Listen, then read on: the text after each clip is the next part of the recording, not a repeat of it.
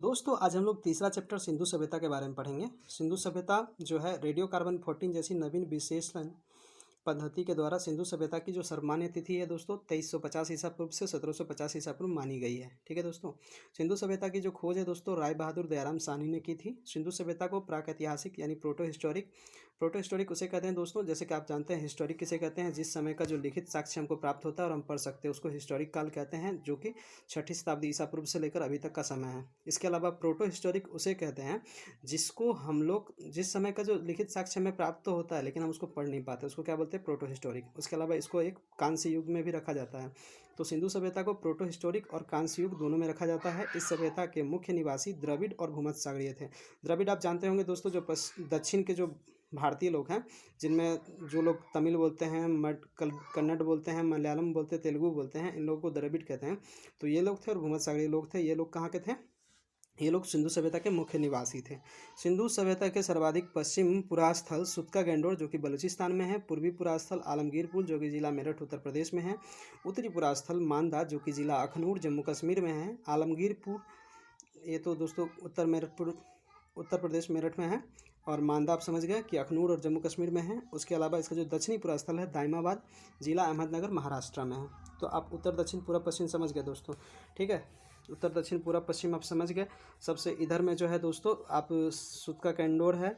जब सबसे उत्तर में दोस्तों क्या है, मांदा है। जम्मू कश्मीर में सबसे जो पूरब है वो क्या है, आलमगीरपुर है। और जो सबसे दक्षिण है वो क्या है, दाइमाबाद है। तो आप जगह भी देख सकते हैं, यहाँ बलूचिस्तान में है, ये जो कि पाकिस्तान का सबसे पश्चिम वाला इलाका है, ये मांदा जम्मू एंड कश्मीर में है। और जो दोस्तों आलमगीरपुर है ये मेरठ उत्तर प्रदेश में है। ठीक है दोस्तों, दिल्ली से जस्ट ऊपर में है। और ये दाइमाबाद जो है दोस्तों महाराष्ट्र में है, जो कि अभी अहमदनगर जिला में है। ठीक है दोस्तों, तो आप इसका जो सिंधु सभ्यता का उत्तर दक्षिण पूर्व पश्चिम का जो विस्तार था ये समझ गए आप, कहाँ कहाँ था। इसके बीच में ही सिंधु सभ्यता वास करती थी। ठीक है ना दोस्तों, आगे हम लोग बढ़ते हैं कि सिंधु सभ्यता या सिंधु सभ्यता नगरीय सभ्यता थी। ठीक है, सिंधु सभ्यता से प्राप्त परिपक्व अवस्था वाले स्थानों में केवल 6 ही बड़े नगर की संज्ञा दी गई है। यानी कि यहाँ जगह तो हमको बहुत सारा मिला, हज़ारों से ऊपर मिले हैं, लेकिन इसमें से जो है 6 ही बड़े नगर है, बाकी छोटे नगर है, बाकी गांव भी हैं। ठीक है, तो इसमें जो 6 सबसे महत्वपूर्ण नगर है उसमें मोहनजोदड़ो है, हड़प्पा है, गनवारी वाला है, धौलावीरा है, और राखीगढ़ी और कालीबंगन है। ठीक है दोस्तों, आगे है स्वतंत्रता प्राप्ति के पश्चात हड़प्पा संस्कृति के सर्वाधिक पुरास्थल गुजरात में खोजे गए। तो ये बहुत ही इंपॉर्टेंट पॉइंट है दोस्तों, तो इसको आपको याद करना जरूरी है कि स्वतंत्रता प्राप्ति के पश्चात यानी भारत जब 1947 में आज़ाद हुआ उसके बाद सबसे ज़्यादा पुरास्थल कहाँ मिला है, तो गुजरात में मिला है। लोथल और सुतकोटदा सिंधु सभ्यता के बंदरगाह थे। तो लोथल और सुतकोटदा आपको याद रखना दोस्तों, एक लोथल है और एक सुतकोटदा क्या है, सिंधु सभ्यता का बंदरगाह था। ठीक है दोस्तों, आगे है जुते हुए खेत और नक्काशीदार ईंटों का जो साक्ष्य है कालीबंगन से मिला है।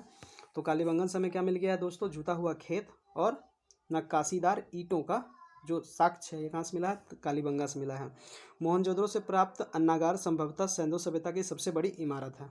तो सिंधु सभ्यता में जो सबसे बड़ा इमारत मिला है दोस्तों, सबसे बड़ा भवन मिला है, वो क्या है, वो है जो अन्नागार है।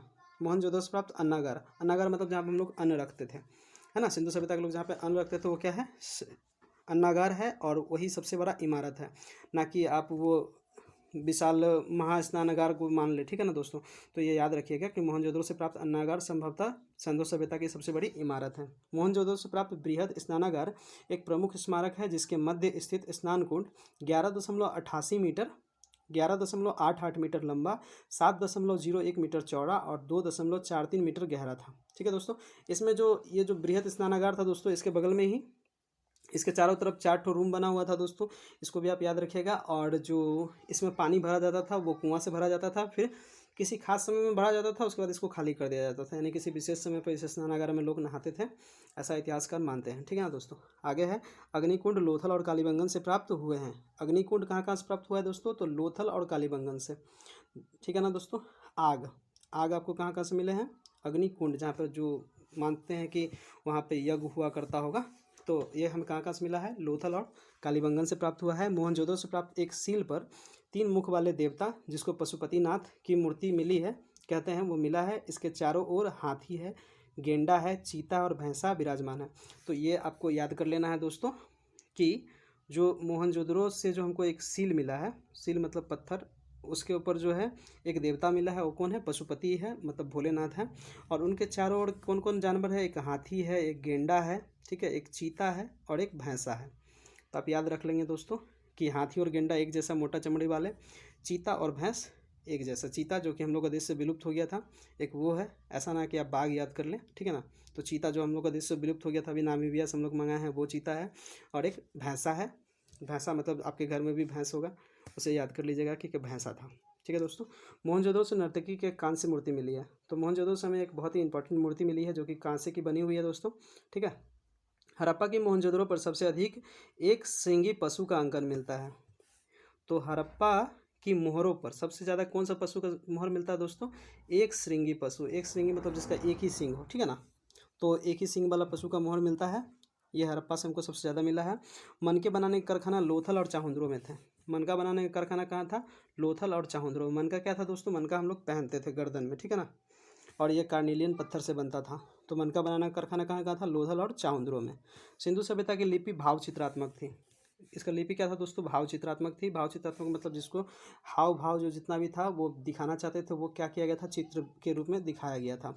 यह लिपि दाईं से बाईं ओर लिखी जाती थी। यह लिपि दाईं से बाईं मतलब इधर दायां है और इधर बायां है, तो दाईं से बाईं लिखी जाती थी। जैसा कि उर्दू फारसी वारसी लिखते हैं वैसे ही था ये, ठीक है ना दोस्तों। इसके अलावा जब अभिलेख एक से अधिक पंक्तियों का होता था तो पहली पंक्ति दाएं से बाएं और दूसरी पंक्ति बाएं से दाहिनी ओर लिखा जाता था। यानी दोस्तों अगर एक ही लाइन लिखना है तो इधर से इधर लिख लिए हम लोग। अगर एक से ज़्यादा लाइन लिखना है तो इधर से इधर लिखेंगे, इधर से इधर लिखेंगे, इधर से इधर लिखेंगे, ठीक है दोस्तों। इधर से इधर ऐसे लिखते थे।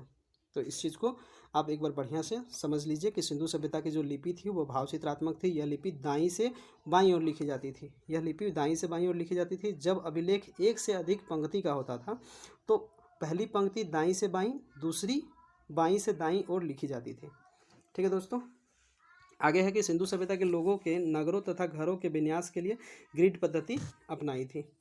तो घरों और नगरों यानी सिंधु सभ्यता के लोगों ने घरों और नगरों के विन्यास के लिए, मतलब ये नगर जो इसका विन्यास मतलब बांटने के लिए क्या किया था? ग्रिड। ग्रिड आप जानते होंगे तो कि ये ग्रिड होता है, ग्रिड में बांट के रखा था।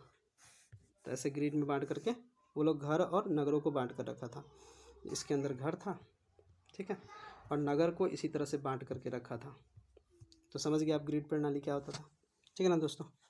आगे है दोस्तों कि घरों के दरवाजे और खिड़कियां सड़क की ओर ना खुल करके पिछवाड़े की ओर खुलते थे। तो जैसे कि मान लीजिए ये सड़क है, ठीक है, और इसमें घर बना हुआ है। तो आप देख रहे हैं कि इधर सड़क है, इधर सड़क है और इधर सड़क है। तो ये लोग का तो कैसा होता था? गली जैसा होता था। और इसका घर इधर खुलता था, इसका घर इधर खुलता था, फिर ये रोड से होते हुए ये लोग मेन रोड में आते थे। तो ये लोग का जो दरवाज़ा हुआ करता था वो कैसा होता था? सड़कों की तरफ नहीं खुलता था बल्कि पिछवाड़े में खुलता था, ठीक है। आगे है कि केवल लोथल नगर के घरों के दरवाजे मुख्य सड़क की ओर खुलते हैं। तो लोथल का जो नगर है दोस्तों, ये जो लोथल नगर है सिर्फ यही एक अपवाद है जिसका जो दरवाज़ा है वो कि सड़कों की तरफ खुला हुआ है। बाकी जितने भी हैं उसका जो दरवाज़ा है वो कैसा है? पीछे है, ठीक है दोस्तों। आगे है सिंधु सभ्यता की मुख्य फसल क्या कहता है दोस्तों? गेहूँ और जौ था, जो कि सबसे पहला साक्ष्य इसका कहाँ मिलता है? मेहरगढ़ में 8000 साल पूर्व 7000 साल पूर्व इसको उपजाया गया था। तो ये सिंधु सभ्यता में ही यह भी एक महत्वपूर्ण फसल था। हालांकि महत्वपूर्ण फसल तो था लेकिन बहुत सारा फसल उगता था, ठीक है दोस्तों। आगे है कि सिंधोवासी मिठास के लिए शहद का प्रयोग करते थे। तो यहाँ पर दोस्तों शहद का प्रयोग करते थे और शहद का एक गुण ये होता है दोस्तों कि शहद कभी ख़राब नहीं होता। जितना पुराना होता है दोस्तों ये उतना अच्छा होता जाता है। तो इसका साक्ष्य भी मिला है हम लोगों को, ठीक है। रंगपुर एवं लोथल से चावल के दाने मिले हैं। रंगपुर एवं लोथल से, तो एक रंगपुर है, एक लोथल है। यहाँ से दोस्तों क्या मिला हम लोग को? चावल का दाना मिला है। और चावल का दाना जिससे धान की खेती होने का प्रमाण मिलता है। चावल के प्रथम साक्ष्य जो है दोस्तों लोथल से ही प्राप्त हुए हैं। चावल का प्रथम साक्ष्य हम लोगों को कहाँ से प्राप्त हुआ? लोथल से। तो अब गेहूँ और जौ का बता सकते हैं कहाँ से मिला है? एक मोहन आप बोल सकते हैं मेहरगढ़ एक महत्वपूर्ण स्थान था, और लेकिन वो भी सिंधु सभ्यता का प्रोटो सिंधु सभ्यता का नगर माना जाता है, और वो भी सिंधु सभ्यता के नगर में ढल गया था, ठीक है दोस्तों। और जहाँ पे क्वेटा है उसी के जस्ट बगल में ही है वो। तो क्वेटा जो है सिंधु सभ्यता का एक प्रमुख नगर था, और मतलब छोटा ही नगर था लेकिन एक प्रमुख नगर था, और मेहरगढ़ उसके पास में ही है। तो वहाँ से हम लोग को क्या मिला? गेहूँ और जौ मिला है। और जो लोथल है वहाँ से क्या मिला हम लोग को? चावल के दाने मिला है। यानी कि चावल का जो पहला साक्ष्य हम लोग को कहाँ से मिला है? लोथल से मिला है। सुरकोटदा जो है कालीबंगन एवं लोथल के सैंधवकालीन घोड़े के अस्थि पंजर मिले हैं। तो सुरकोटदा जानते हैं गुजरात में है, कालीबंगन जो कि राजस्थान में है, लोथल ये भी गुजरात में है। यहाँ से क्या मिला है, घोड़े के अस्थि पंजर मिले हैं, मतलब घोड़े का हड्डी मिला है। ठीक है दोस्तों। तिल की इकाई संभवतः 16 के अनुपात में थी। तिल की इकाई संभवतः 16 के अनुपात में थी। ठीक है, तिल सॉरी दोस्तों, तिल नहीं तौल है ये, मतलब जो भी नापते थे दोस्तों 16 के अनुपात में थे। ये भी आज भी हम लोग गांव में जब भी आप देखते हैं कभी भी तो सब बोलते हैं 16 आना, 4 आना, 5 आना, 16 आना, 32 आना, 64 आना, ऐसे करते रहते हैं दोस्तों। तो 16 आना सच है, 16 आना यह है वो है। तो जो तौल का इकाई था वो क्या था, संभवतः 16 के अनुपात में था। ठीक है। सिंधु सभ्यता के लोग यातायात के लिए 2 पहिए और 4 पहिए वाली बैलगाड़ी और भैंसा गाड़ी का उपयोग करते थे। तो ये लोग यातायात के लिए क्या उपयोग करते थे, बैलगाड़ी, दूसरा क्या है भैंसा गाड़ी, जो कि 2 पहिया भी होता था, 4 पहिया भी होता था। ठीक है दोस्तों। अगला एक जो ये सूची है दोस्तों, इसे भी याद करेंगे तो बहुत इंपॉर्टेंट होगा। सिंधु काल के विदेश व्यापार। दोस्तों तांबा वो लोग कहाँ कहाँ से मंगाते थे, तांबा जो है वो कहाँ कहाँ से मंगाते थे, खेतरी जो कि राजस्थान में है, बलूचिस्तान से भी मंगाते थे और ओमान से भी मंगाते थे। तो तांबा कहाँ कहाँ से मिलता था, देखिए सबसे पहला राजस्थान से मंगा लिए जो कि यहाँ पे है, उसके बाद इधर बलूचिस्तान में मंगा लिए, इधर ओमान से मंगा लिए। तो तीनों जगह से हम लोग को क्या मिल जाता था, तांबा मिल जाता था। अगला है चांदी। चांदी कहाँ कहाँ से मंगाते थे, अफगानिस्तान से और ईरान से। ठीक है दोस्तों। तो चांदी हम लोग को कहाँ कहाँ से मिल जाता था, अफगानिस्तान और ईरान से। आगे है दोस्तों सोना हम लोग कहाँ से मंगाते थे, सिंधु घाटी सभ्यता में तो एक कर्नाटक से मंगाते थे। कर्नाटक में जो कि आप KGF मूवी भी देखे होंगे। कर्नाटक, अफगानिस्तान से भी मंगाते थे और ईरान से भी मंगाते थे। टीन कहाँ से मंगाते थे, तो टीन अफगानिस्तान से मंगाते थे और ईरान से मंगाते थे। तो यहाँ पे 2 चीज़ एक समान है, देखिए यहाँ पे एक चांदी और टीन दोनों का एक ही देश है, चांदी और टीन का ईरान और अफगानिस्तान। ठीक है दोस्तों। गोमेद कहाँ से मंगाते थे, तो गोमेद सौराष्ट्र से मंगाते थे। लाजवद मनी कहाँ से मंगाते थे, मेसोपोटामिया से मंगाते थे। सीसा कहाँ से मंगाते थे, ईरान से मंगाते थे। ठीक है दोस्तों। ये बहुत इंपॉर्टेंट सूची है जो कि हम लोग आयात करते थे, तो उसको याद करके रख लेना आपको।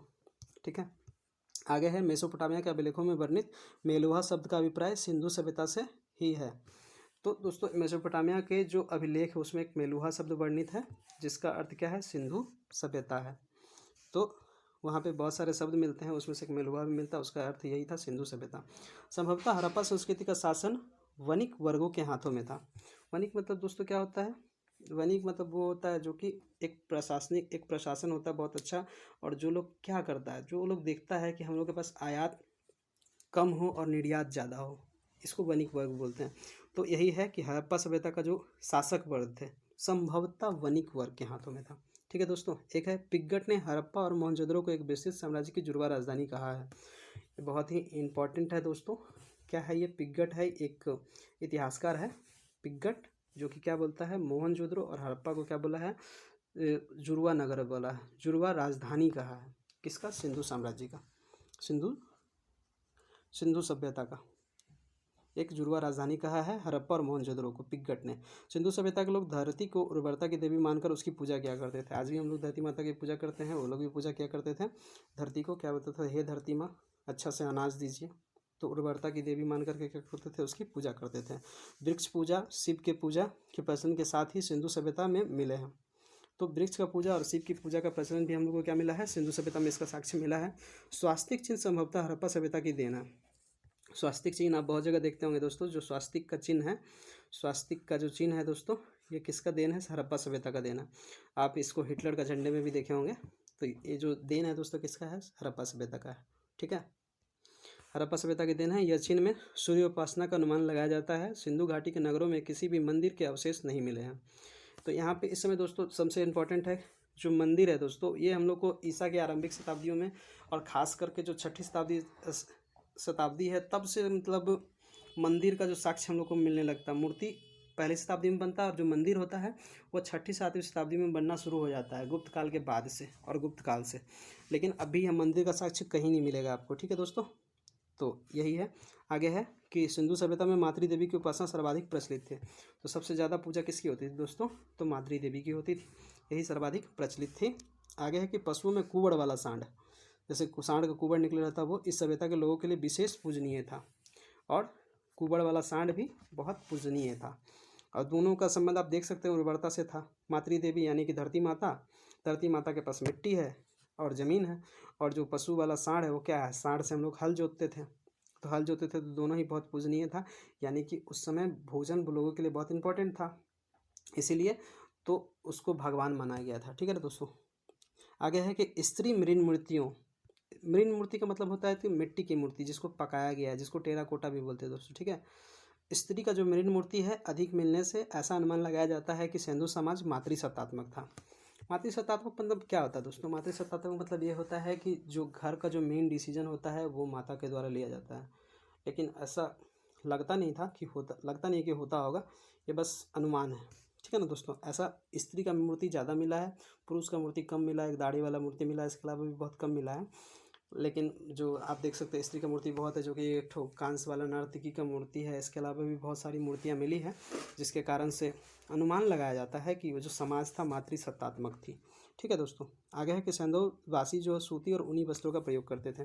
तो कौन कौन सा वस्त्र का प्रयोग करते थे दोस्तों? सूती वस्त्र और ऊनी वस्त्र। ये हम लोग का जो सूती वस्त्र बाद के समय में और अभी के समय में जो इतना फेमस हो गया है, सूती वस्त्र के कारण ही जो यूरोपियन हमारे देश आए थे, तो ये सब दोस्तों हमारे पास सिंधु सभ्यता से ही बहुत ही विकसित थे।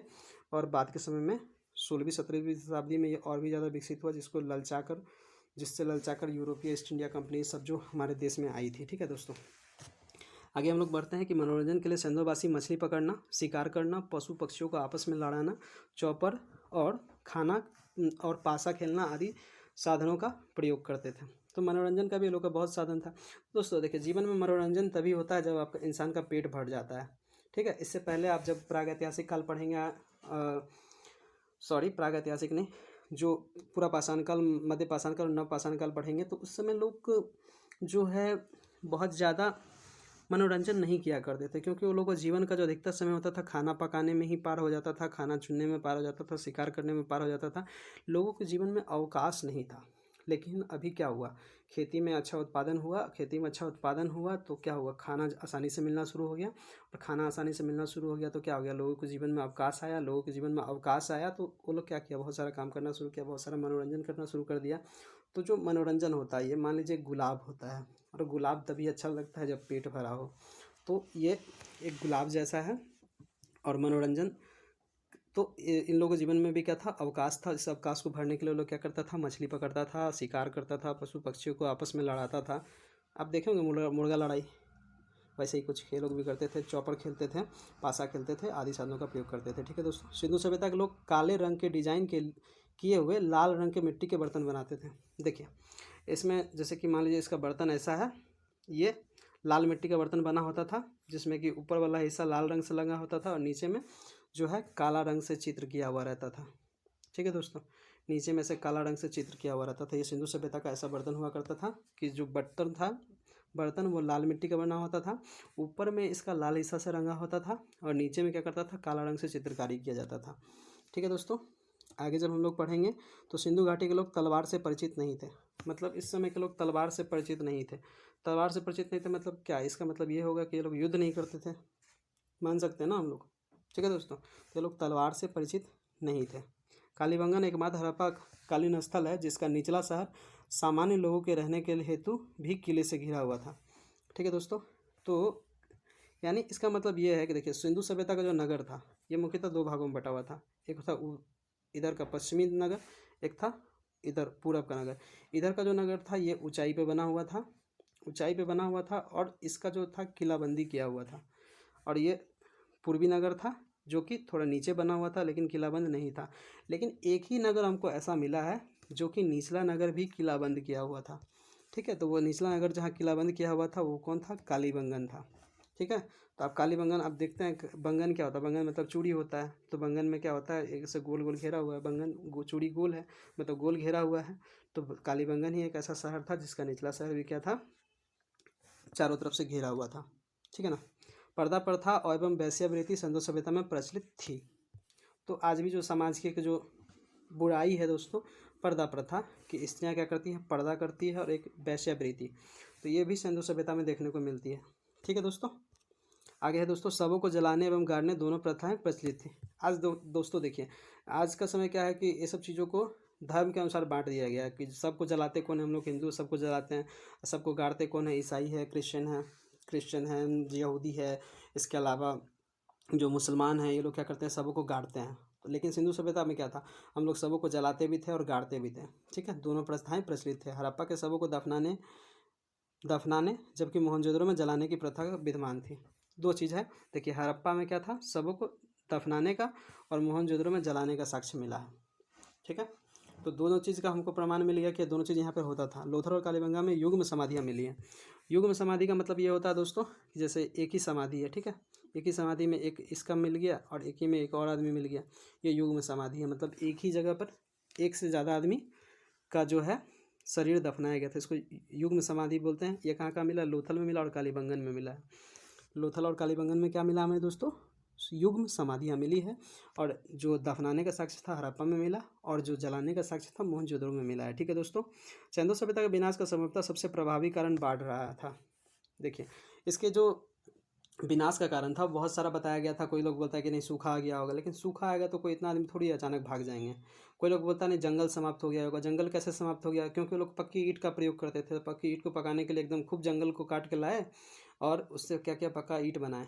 लेकिन इससे भी और इससे क्या हुआ कि जो जंगली जानवर थे वो सिंधु सभ्यता के नगरों में आ गए और वहाँ के लोग भाग गए। लेकिन इतना सारा लोग थोड़ी भाग जाएगा यार। तो भागने के जो सबसे सटीक कारण बताया जाता है कि संभवतः बाढ़ आया होगा, जिसके कारण से क्या होगा, सब लोग एक साथ भाग गया होगा। ठीक है दोस्तों, इसलिए इसका सबसे एक प्रभावी कारण माना जाता है कि सिंधु सभ्यता का पतन बाढ़ के कारण हुआ होगा। आग में पकी हुई मिट्टी को टेराकोटा कहा जाता है। मैंने दोस्तों पहले भी बताया आपको कि टेराकोटा किसे कहते हैं। तो आग के अंदर जो मिट्टी को पकाते हैं उसको क्या बोलते हैं, टेराकोटा कहते हैं। इससे क्या बनता था, बढ़िया बढ़िया खिलौना बनता था, बहुत सारी चीज़ें बनते थे, सूत काटने वाला तकलियाँ उकलियाँ भी बनाया जाता था, इत्यादि इत्यादि बनता था। ठीक है, इसके अलावा दोस्तों सिंधु सभ्यता के स्थल नदी उत्खननकर्ता एवं वर्तमान स्थिति। तो आप ये बहुत ही इंपॉर्टेंट चीज़ है, इसको अगर एक बार याद कर लेंगे तो जीवन में बहुत सारा क्वेश्चन आपको आएंगे और उसको आप आसानी से सॉल्व कर सकते हैं। सबसे पहला हड़प्पा है दोस्तों, ये सबसे पहले आप नदी देख लें कौन कौन सी नदी के किनारे। हड़प्पा कौन सी नदी के किनारे है, रावी नदी के किनारे। मोहनजोदड़ो कौन सी नदी के किनारे है, सिंधु नदी के किनारे। चाहुंद्रो कौन सी नदी के किनारे, सिंधु नदी के किनारे। कालीबंगन कौन सी नदी के किनारे, तो घग्गर नदी के किनारे है। कोटदीजी कहाँ है, तो सिंधु नदी के किनारे। रंगपुर कहाँ है, मादर नदी के किनारे। रोपर सतलज के किनारे। जो लोथल है भोगवा नदी के किनारे। और आमगीरपुर है वो हिंडन नदी के किनारे है। सुत का गेंडोर जो है दास्क नदी के किनारे। तो आप सबसे पहले नदी को याद कर लें कि हड़प्पा कहाँ है, रावी के किनारे। मोहनजोदड़ो सिंधु के किनारे। चाहुंद्रो सिंधु के किनारे। कालीबंगन घग्गर के किनारे। कोटदीजी सिंधु के किनारे। रंगपुर मादर के किनारे। रोपर सतलज के किनारे। लोथल जो है भोगवा नदी के किनारे। भोगवा कौन है, साबरमती का सहायक नदी है। ठीक है दोस्तों, आलमगीरपुर कहाँ है, जो कि मेरठ में है, हिंडन नदी के किनारे। सुत का गेंडोर कहाँ पर है, दास्क नदी के किनारे। आगे दोस्तों हड़प्पा को खोजा किसने था, दयाराम साहनी। कब, 1921 में। मोहनजोदड़ो को किसने खोजा था, राखाल दास बनर्जी। ठीक है, राखाल दास बनर्जी ये खोजे थे, इन्होंने 1922 में खोजा। तो सबसे पहले खोज हुआ था हड़प्पा का। हड़प्पा को किसने खोजा, दयाराम साहनी ने। मोहनजोदड़ो को खोजा राखाल दास बनर्जी ने। आगे चाहुंद्रो को खोजा गोपाल मजुमदार ने। कालीबंगन को खोजा बीबी पाल और बीके थापर ने। ठीक है दोस्तों, कालीबंगन, जो कालीबंगन है पता ना, मार के मुंह काला कर देंगे। तो कौन कौन, बीबी लाल, तो ये मार के मुंह लाल कर दिए। और किससे किए हैं लाल, थप्पड़ मार के किए हैं। और लाल होने के बाद कुछ समय बाद क्या हो गया, काला हो गया, तो कालीबंगन हो गया ये। ठीक है दोस्तों, फिर कोटदीजी को खोजा है फजल अहमद ने।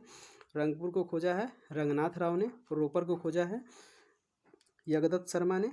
और लोथल को रंगनाथ राव। आलमगीरपुर को जगदत्त शर्मा। सुत का गेंडोर को खोजा है ऑरेंज स्टाइल और जॉर्ज स्टाइल ने।